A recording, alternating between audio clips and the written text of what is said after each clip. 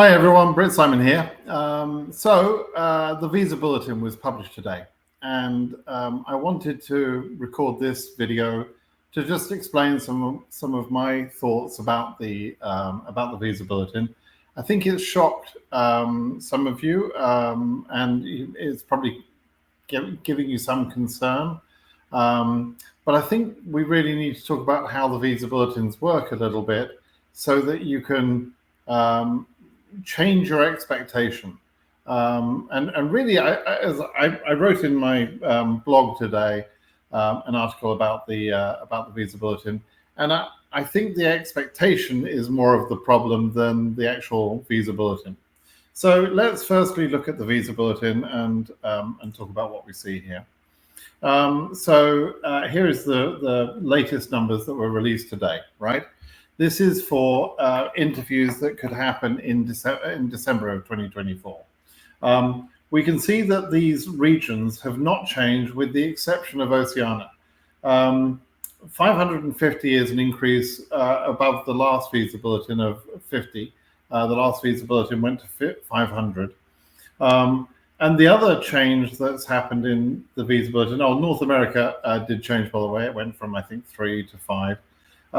But the other real change that happened is Algeria, Egypt, and Morocco. They had a fairly substantial increase in their numbers, right? So it's not like this is the third visa bulletin, which is a complete repeat from the previous bulletin. This one isn't a complete repeat, but most of the numbers are pretty much the same, okay?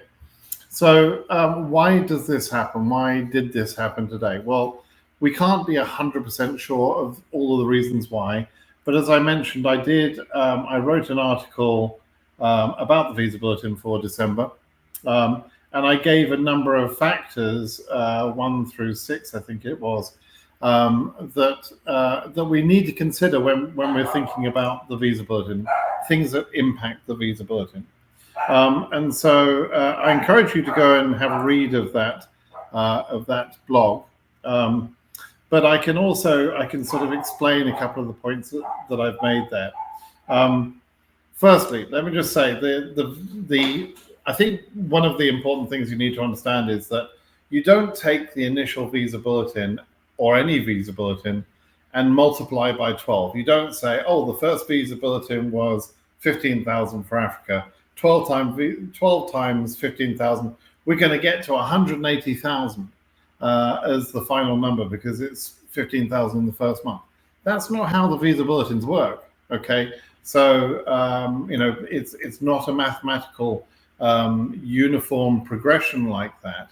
And so I think in some people's minds that's what they think. They see the pace for a given month and they assume that pace will continue throughout the whole year.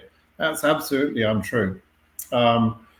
What we often see actually is that the first couple of visa bulletins in the year are pretty high. They're higher numbers than might be justified. And the pace drops off a little bit for the middle of the year and sometimes increases, sometimes dramatically increases towards the end of the year, right? But the first 2 to 3 months are actually quite slow in terms of visa issuance. They're always slow. The number of cases interviewed is lower. The number of visas issued is lower in October, November, December. Every year this happens. And then the pace should increase in January and February, and it generally increases towards the end of the year quite nicely. So the expectation for the first 3 months of the year shouldn't be high, right? So the other thing is that when they release the visa bulletin numbers, let's just highlight the Africa example. At the beginning of the year, they made 15,000 the number for Africa. That was quite a high number. That, in a sense, is not really necessary or justified. The highest number in Africa is about 100,000, just over 100,000. So 15,000 is quite a significant way through the year. And remember what I just said, the number of interviews and the visas issued in October is always low. So why is that? What's going on there? Well, In the beginning of the year, not all DS260s have been processed. That's one factor that we need to consider. Like, not all the cases in that first 15,000 were even schedulable, were able to be scheduled. That's a better way of saying it, perhaps. Not all of those cases were able to be scheduled because they weren't, their DS260s weren't completed. Similarly, the capacity of the embassies is a factor, and they don't want to take on a lot of cases in the first month of the year. So the large number of on the visa bulletin for October, 15,000, was really not justified or an indication of how things would continue going forward. And so even though they haven't increased the number in the second month and now the third month, they will have more cases to interview within that first 15,000, because now more cases will have had their DS260 processed. Okay, so there is a natural increase in the number of cases that can be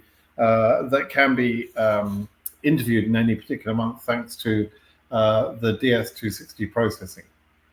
So that's one of the factors. Remember, we also don't know the density of cases. So particularly in the three big regions, we don't know how the distribution of cases will look like. Not exactly. We know that the distribution or the density of cases and the number of holes. When I talk about case density, it's the reverse of the density of holes, if you see what I mean. So out of 100% of any case number range, let's say we take the first 1,000 numbers. If 80% of those numbers were real cases, we would have 80% density and 20% holes. And so as the number increases across the case number range, the density decreases. It never increases. That's an impossibility because of the way that the process works. The density of cases decreases in the three large regions: Africa, Asia, and Europe. The density of cases doesn't increase or decrease in Oceania and South America, because there are no limited countries in those two regions. There are only limited countries in the three big regions. And a limited country is a country that has been artificially limited during the selection process, and so that after a certain point in the number range, there are no more winners after that range. So, for example, last year in Asia, if we look at Asia, there were no cases for Nepal above 13,000, and there were no cases for Iran above 22,000.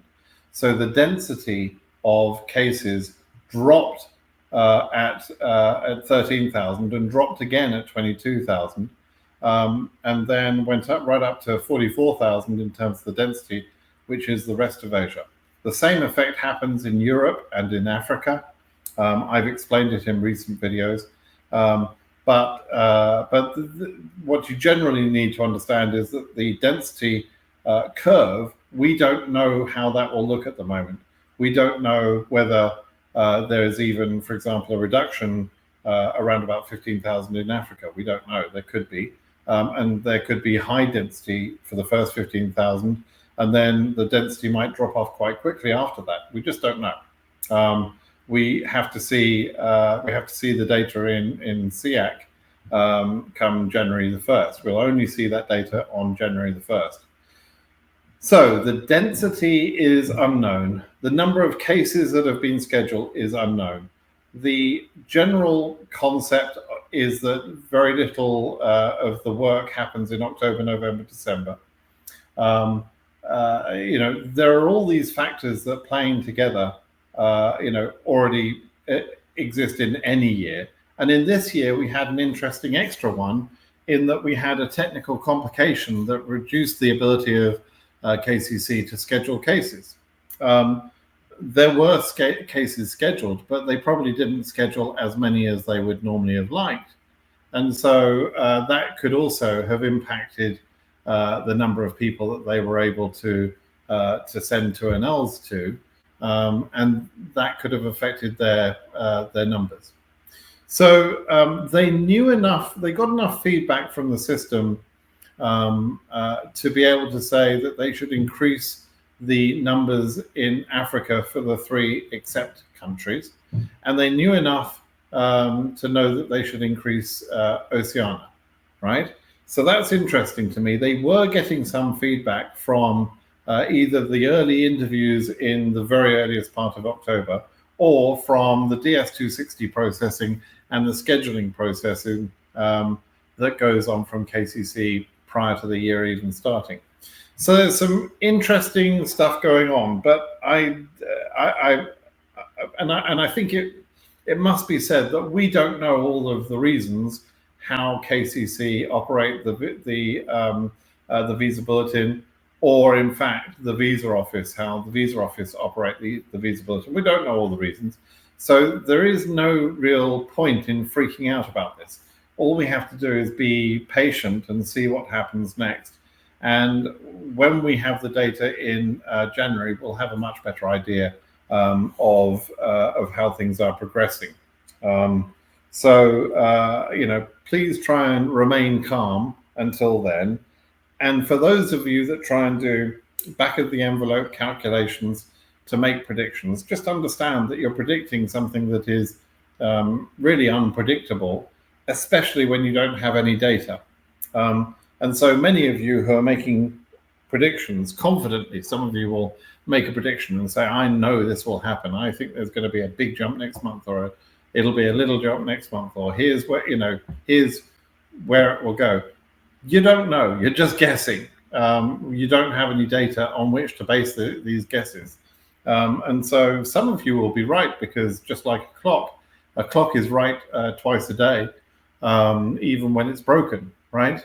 Even if you've got no idea what you're talking about, some of you will predict accurately, perhaps, the next visa bulletin, or will have predicted this one accurately, perhaps. But that's more by luck than judgment. I don't think anybody really sort of saw this visa bulletin coming. And the wisest amongst you would probably not even be predicting. So there you go. So let's just say that we need to remain patient. Let's see how we get through the first 2 or 3 months of scheduling. We can build up a picture of how many people are being scheduled, at which embassies, etc. But none of it is accurate. We don't have any of that data accurately, and we won't have that data until January. So chill out. Relax, everything's going to be okay. Even if they did no interviews in the first 3 months of the year, which is not the case, but even if they did absolutely no interviews in the first 3 months of the year, there is more than enough capacity and time in the remaining 9 months of the year to issue every single visa available. And so you really don't need to freak out at this point. It's a frustration for those of you that were hoping to get a December interview, perhaps, and hoping to get interviewed early for some specific reason. But in general, it shouldn't be the sort of thing that's worrying any of you, unless you've got a real clear specific reason. And I'm thinking of one particular Australian who wants to get his green card before his birthday.